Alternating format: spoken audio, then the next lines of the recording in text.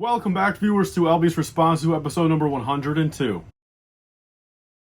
So yes, welcome back everyone to another LEGO video. Today I have another episode of my weekly Q&A series I do here on my channel. As always, if your question is not answered today, be sure to leave it down below in the comments section, and I will try to get to it next week. Really quickly before we get into this, first off, this has to be a little bit of a shorter video. I have a unexpected road trip in about 5 hours from now, and I've not slept, and I need to get a little bit of sleep, and I still need to upload this. So let's get into it though, guys. A couple quick show notes, 3 things. Tomorrow, March 3rd, 2023 is my 10-year anniversary of being a LEGO YouTuber. I started back in 2013. So in honor of that, I'm doing a couple things. Number one, I'm running a Bricklink sale over on my Bricklink store, of course. Link down below, or just Google Indie Brick Den. I'm running 25% off all parts, 25% off all minifigures, and 15% off all sets. So if you guys do want to help support the channel and get a little bit of LEGO in return, definitely go check out over there, and you guys will probably find something you want. I've got over 470,000 parts and over 500 different minifigures, so more than likely something will catch your eye. Next up, guys, so you guys normally know I stream on Thursdays. Tonight I will not be streaming myself. I've got, like I said, that road trip. I'm actually going to go pick up my #1 favorite Star Wars set of all time, the UCS Imperial Shuttle. I'll be over in Lansing, Michigan. I'm going to try to make a vlog out of it, and it'll be uploaded Saturday. I'm going to try my best to, cut together a 8 to 12 minute video of some fun stuff, vlog footage of actually, the travel, the road trip. I'll also be going over to DNA Bricks and also the Bricks and Minifig store in Grand Rapids, Michigan. So I'm going to try to make a little vlog out of it. I will be going to pick up my #1 favorite set. As you guys are watching this, I probably have it in my hands, actually. So that'll be pretty cool. So I will not be streaming tonight, but I will be streaming over the weekend. I want to, of course, stream on my 10-year anniversary tomorrow, building the UCS Imperial Shuttle. I will probably end up streaming Friday, Saturday, and maybe Sunday, depending if I need to complete the build. Lastly, I won't be streaming myself tonight, but I will still be on a stream later tonight. A couple of Brickheads, you guys probably know them. I promote them quite a lot. They usually always run their stream after my streams on Thursday. And I'll be over there tonight talking about the state of LEGO Star Wars with me, Ryan, or MNR Productions, and a couple of Brickheads, a couple of guys talking about LEGO Star Wars for a few hours. If you guys are interested in that, that is going to be 10 p.m. Central Time, 8 p.m. California time, and I believe, 11 p.m. Eastern Time. So definitely go, stay tuned for that. And if you guys want to check out, I'll see you guys all there. So with all that being said, let's get into the video. I got to still film this, edit it, and get it all uploaded, and at least catch like an hour of sleep. So first off, we got Todd Johnson here. Ask LBS, what do you think it will take for LEGO to start giving some fan service in their set selections?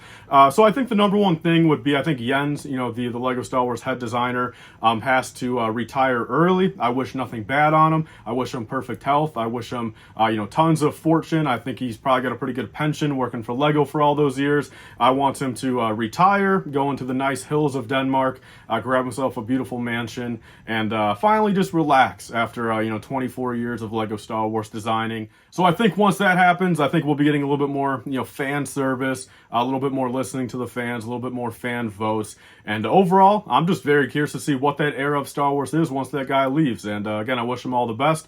Thanks for the question though, man. Next up we have Ripalip03. Ask LBS, do you think LEGO would ever remake retired sets 1-to-1 and re-release them under some kind of retired line? Seems easy to do. And so first off, it's really not. Like I said, you got to keep in mind, LEGO cannot keep all of their production molds in production forever. There's a lot of parts that are only used for a couple of years, and then they kind of have to put them on the sidelines, or they kind of remake parts. They do different variations. There's been a couple parts throughout the years where say they used it back in like 2010 through 2015, and then come 2016 through now, they made a better version of it. So in a technical sense, it's hard to really make those sets ever 1-to-1. Of course, there's some sets from 20 years ago that use colors that LEGO just doesn't make anymore. Sand purple, the OG light gray, regular dark gray, the old brown, sand purple, sand red. All those colors that LEGO just doesn't make anymore. So it is actually harder than you probably think, to actually, just re-release sets from, I would say, any time from like 10 years or prior. But there's actually that, thing that survey that LEGO did. This was coming out like 2 years ago, I think now, pretty much asking, what would we want in a service like that where we were able to get retired sets. And look, preemptively, I don't want that at all. Again, not even just for the sake of just value. Like, at the end of the day, it's like, I get it. Not everything can be based off aftermarket prices, but I think that would genuinely just kind of ruin the hobby, would it not? I mean, if everyone is able to get any set they've ever wanted, any minifigure they've ever wanted at any point in time for, like, say, a $20 a month fee, I mean, that'll just ruin the hobby, man. Every person is going to have everything done. Nothing's going to be unique. Nothing's going to hold any value. A lot of people will probably get out of the hobby because it's like, look, like, then at that point, nothing will ever appreciate even a little bit. So, whether it's investing or not, like, you will genuinely be almost like losing money, every single purchase almost. Unlike nowadays where you can say, look, I spent $50 on a set now, whether I build it or not, like, I can probably get my $50 back for it, 2 or 3 years from now if I really had to. So, I don't want that personally, and I really don't think they would ever make it that easy. At least I would hope not. But yeah, thanks for the question. Definitely leave your thoughts down below, everyone, if you guys have a different thought than that, on if they would ever do that. So kind of going off the realm of that last question, we have Keith Crane here. Has the influx of Lego investors / resellers helped, hurt, or had no effect on your Bricklink store? Do you find it harder now to source inventory? So the inventory aspect has always been kind of easy for me. I've always been very fortunate with being able to find a lot of Walmart clearance. I do feel like, say 6-7 years ago, it was a little bit easier to get the clearance. Nowadays, I feel like, the stores probably still have the clearance just as much. But of course, we have more people in general, even the normies that go out there and say, look for the Lego clearance. They're kind of eyeing it up and they buy it even at like 30% off, like when it's not as good of a deal, before the sets can get down, say 50 or 60% off. So I feel like that's definitely been a case, but knock on wood, I've still been able to find quite a lot of Walmart deals. Again, like, almost every other time I go into a Walmart, I pick up something for 30, 40, 50% off. So not necessarily on that aspect, but the one biggest thing that's definitely hurt over the past couple of years is truthfully that Mexico factory. And look, like, I get it. Some of that stuff is kind of cool. I think all the random colored stuff, I think that has a market. I think that's pretty cool, and that's really the only way you can ever get it. So I respect them in like that aspect. Like, I think that's fine for the community and for the hobby. But getting some of these cheap minifigures, Heath Ledger Joker for $15, Phase 2 Commander Cody's for $12, UCS Mandos for $30. I think that type of stuff, although it doesn't really hurt me in particular, since I don't think I'll ever be parting out 90 UCS Razor Crests or 120 ATTEs. I don't ever think I'm going to be doing that. I think what does hurt me though is a couple of these kind of smaller parts. Like a couple prime examples, like the Inquisitor hilts before they came out in the 2022 set. Basically in that time period after Kenobi started and when the Inquisitor Scythe came out. The Inquisitor hilts, I kind of bought them up a little bit, was selling them for a little bit more. Again, just doing business. Same with the Palpatine holograms. That was the same thing. Like, once Commander Cody got revealed, I kind of bought up a decent amount of those off the regular market. But then come, a couple of weeks later, the Mexico factory still has those molds, and they're making another 10,000 of each of those, so it just kind of undercuts the entire market. I'm buying those Palpatine holograms for, say, $3 each, selling them for $8 or $9. Then Mexico factory comes in and has 10,000 of them for $5 each. So I would say on that aspect, it's definitely kind of hurt kind of the more like micro transaction side of it, kind of the quick flips. But overall, though, I definitely say it hasn't really hurt at all. So next up, we have Norton Loves Bricks. Ask LBS, with the rumor of the Yavin 4 set, a once unreleased design set coming this year, do you think there is a sign that Lego may release more of canceled / unreleased set models and designs like the Clone Wars UT-AT? So if you guys don't know what he's talking about, basically in the exact same book that the original canceled Yavin 4 set from I think 2009, basically where that was, there was also a canceled UT-AT that was going to be coming out around 2009 to 2010. So I think that's actually a pretty good little thing right there. I definitely think maybe not directly correlated to their previous designs. I don't really think maybe they just had the assumption like, oh, in 2023 2024 let's go re-release every single canceled set that we've ever had in production. I don't think they're going to be doing that per se. I don't think that's the mindset they have, but I definitely think it brings the opportunity that for whatever reason they might have canceled these sets 13 14 years ago. There's got to be something in at least some of these now that made them think about them in, say, 2023 compared to how they did back in the day. So maybe with the UTAT, of course, the one kind of negative factor for that involving Lego, it is a prequel set. But like we all know, 20th anniversary of Revenge of the Sith in 2025 would make a perfect year for a UTAT. Give us a new Clone Legion, ask $100 for it, and they would make a lot of money. So, is it a sign? I don't really think so, but I definitely think it gives us a little bit of hope, at least, that maybe we'll be getting a UTAT. Maybe they'll be going back to the Geonosis Arena that they tried all the way back in like 2002, and maybe after 20, 25 years, they'll finally start giving us some of the stuff that seemed like they had in their back pocket 10, 15 years ago, but now all of a sudden they've been dropping the ball on a little bit more. But hopefully that changes pretty soon here. So next up we have Zaitin right here with a very quick question. Ask LBS, will he be going to Brickfair Virginia? If so, will he be hosting a table or just observing? So basically involving conventions this year. In case you guys were wondering, Brickworld Chicago 2023, I'll be going to all 5 days. I don't know if I'll be displaying a mock or not, but I will be going on the private days, hanging out with the Rebel Lug guys, the Empire Lug guys, and pretty much all your favorite Lego YouTubers. I will be with them the entire 5 days and just having a good time. But then going to Brickfair Virginia, I've not been there since like 2015 or 2014, and I will be going there this year, at least as of right now. Finances are up, and we'll be able to afford it, and I know a lot more people this year, and kind of just more comfortable going 1,000 miles away to a Lego convention. Chicago is literally only 30 minutes away from me, so I will be going to Brickfair Virginia, again, not displaying a mock or anything, but just hanging out with a lot of people and chilling around there. So those are the two conventions I'm going to. I will probably also be going to Brickworld Fort Wayne, Indiana later in the year. Definitely more low key. Probably not a lot of you guys even go there or knew that existed, but I will be going there just on the public days. My brother lives out there, so I'll probably just stay with him, and I will just go to that convention those couple days. So that's the LifeBricks 2023 convention update. If there's anything else I need to talk to you guys about, of course you guys will know. So next up we have GFat Jake here. Ask LBS, how many different Legion clone troopers do you think we will get with the new design for the Lego clone troopers? We've got in the 501st, 212th, 187th, but who do you think is next? I really hope we get the 327th Legion. So how many more Legions I think we're going to get? I really do think, especially now that Lego kind of said in their interview, they're going to keep, phase 1, phase 2 designs, animated, non-animated, all the same pretty much. The armor is going to be consistent throughout all different versions of clones, again realistic or phase wise. So that definitely helps them in the regards of just keeping this exact same design for a long time and just keeping it all consistent, again, not accurate, but whatever they want to claim. Again, they were doing it 15 years ago, they were doing it 10 years ago, and apparently now in 2023, they can't afford to give us two different torso designs for a clone trooper. You get what I'm saying? But whatever their excuse is, that is what they said. So I definitely think that will probably lead towards, getting this exact same clone trooper design for at least the next, 5 or 6 or 7 years.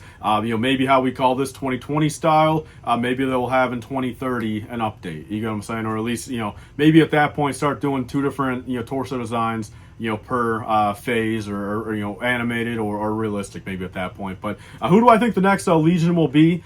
If we're talking just straight up updated versions, not comparing anything prior to 2020, but I think if we want a newer clone in 2020 style or newer, I will go on a hunch and say, look, I think Lego's going to go back to their roots and give us a Kashyyyk Scout Trooper in a 2020 updated style. Again, 327th, I would love. It makes sense. Give us, in the Swamp Speeder, give us Bly, give us 327th. But like I said, I think, honestly, from a little bit more stuff I've heard, again, don't take this with any kind of validity, but my 5% of, Captain Rex being in the Swamp Speeder yesterday moved up to a 7% based off some other things I've kind of heard. So if it is Rex, if it is the 501st, of course, I guess Rex will be, brand new updated in 2020, but that's not really a Legion since we've seen plenty of 501st in the new 2020 style. But at that current point, I think that's my answer. I think we'll see this exact same style of clone trooper for the next, 5 or 6 or 7 years. And I have to say they would probably update the Kashyyyk Scout Troopers first, or at least next. So thanks for the question, man. We have KC113. Ask Ask LBS, do you think General Grievous is going to be included in the new Swamp Speeder set? It seems like the price is inflated in any set that he's included in. So that is a true statement. The General Grievous' Starfighter, the General Grievous' Speeder, all seem to be like 20, 25, 30% increased, price per piece wise, just because there was a Grievous in there with, more pieces for him, more unique exclusive molds. And I guess that, brings up the price that much, which, look, that's definitely possible. Now when I first read this comment a couple days ago, it really kind of sparked in my head. I'm like, that is possible actually. Like, what if we get, say like Phase 2 Captain Rex, like 2 501st Clone Troopers, and then like General Grievous as like the bad guy. That's definitely possible. Like, maybe we'll just get him as kind of the enemy, and then a couple of Clone Troopers. That would be one of those reasons why maybe that price per piece is so crazy. Although, General Grievous takes up, like I said, like literally genuinely like 12 of those parts. So it'll bring the Swamp Speeder build itself even more down. I really don't think they can execute this Swamp Speeder right for 100 pieces and make people take it seriously. You get what I'm saying? I think for any way they do it, it will either look like a 4+ set or look like a little micro, battle pack size Swamp Speeder. It definitely won't be as cool or, as big as these 2010 one or even the 2005 one. So General Grievous is definitely an option. I mean, honestly, when you said that, man, I gotta give you credit. I mean, that's definitely something that made me think for a second. And I'd love to hear it down below, guys. Do you guys think General Grievous will be in the Swamp Speeder? Is that part of the reason why it's such a weird price per piece? Definitely let me know down below, guys. On to the last question for today. Like I said, guys, I kind of had to keep this one short. I've still got to edit it, upload it, and get at least 1 hour of sleep tonight. We have Director KW here.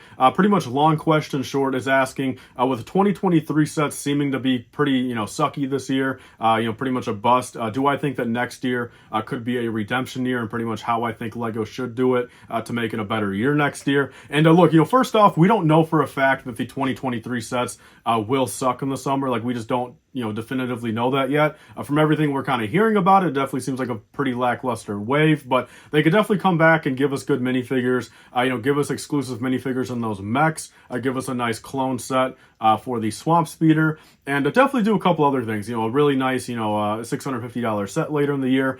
So my quick answer to this, like I said, I don't work for LEGO. I'm not their marketing team, so I don't know exactly how it all works. I'm not their, finance team either. I don't exactly know pure profit margins on this type of stuff. But if I was in charge of LEGO going into 2024 and say like right now, March 2nd, 2023, if I could tell them, hey, look, get these sets on the shelf for, winter 2024, I would say put more battle packs out there, man. Give us more $20 battle packs of just 5 or 6 incredible things. Give us Rebel Fleet Troopers, give us Stormtroopers, give us Clone Troopers, give us droids.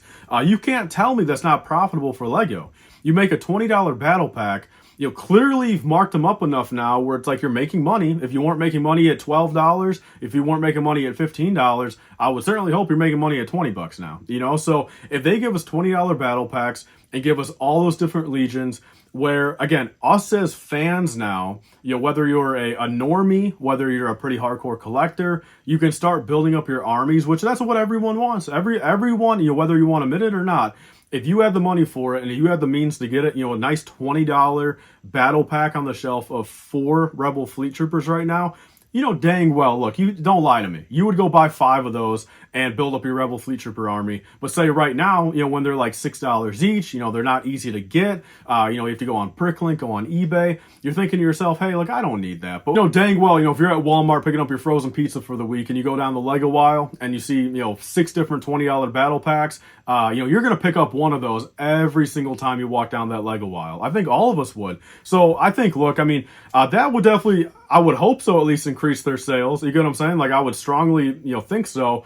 Profit-wise, look, I mean, again, I'm not part of their finance team, so I'll never be able to tell you true, profit margins of anything, but making more $20 battle packs with stuff that makes sense. Don't give us bounty hunters. Don't give us Jedi in there. Give us genuine, army builders for $20 each. You would have to assume, look, that's easy product. I mean, they're definitely going to sell through a lot more quantity at a time. People are buying 5 or 6 at a time compared to, say, a Obi-Wan Starfighter. They're only going to be buying 1 of those. So that's my take. I think battle packs I would put into full effect. And if I was, kind of running LEGO going into 2024 to make a redeeming year, that would be what I would do, man. So thanks for the question, and let's close off the video. All right, guys, so that's everything for today's video. And what I want to say is, this video has taken me a long time to make. I am tired, guys. Like, I'm serious when I say, like, you know, I hate to even admit it. I mean, I've had like 12 different takes of this video, like just going all over the place. Like, you know, I mess up here and there, you know, I drag on too long one question, you know, I'm stuttering 6 different times. Like, I'm tired, guys, right now. So genuinely, I mean, I gotta edit this, upload it. If this one seems a little bit more like kind of unwhimsical, you know, not as many questions, you know, I'm gonna try to edit this together as nicely as possible, but yeah, I got to get this video up, and like I said, this has been a long 2 hours of filming this. I mean, this will be cut down into like 15 minutes probably, but it's been 2 hours of filming, and it's still gonna take another hour and a half to you know, edit and upload it. So genuinely though, guys, I mean, you know, I love making videos. I love answering questions, especially, you know, this is a Thursday Q&A thing, and like I said, I really want to get this one out still, but I need to go to bed and to get a little bit of sleep, go get that Imperial shuttle, and hopefully catch a couple hours of sleep before then, a couple hours of sleep afterwards, and then I still have to film stuff for Friday. And yeah, I mean, I don't know. Overall though, guys, I don't want to complain too much more. I love doing this. I'm very fortunate to be able to make videos and get such a, you know, big reward for them, and to have a lot of people, you know, enjoy them. So yeah, that's pretty much all, guys. Leave your questions down below for next week. Next week should be pretty much back to normal, you know, nice like 25-30 minute long one. So definitely leave your questions down below, and I'll get to a lot more than just like 5 or 6 like I did this week, guys. So I'll see you guys all then. Leave a like, comment, and subscribe. Stay tuned for you guys later. Bye, guys, and stay safe.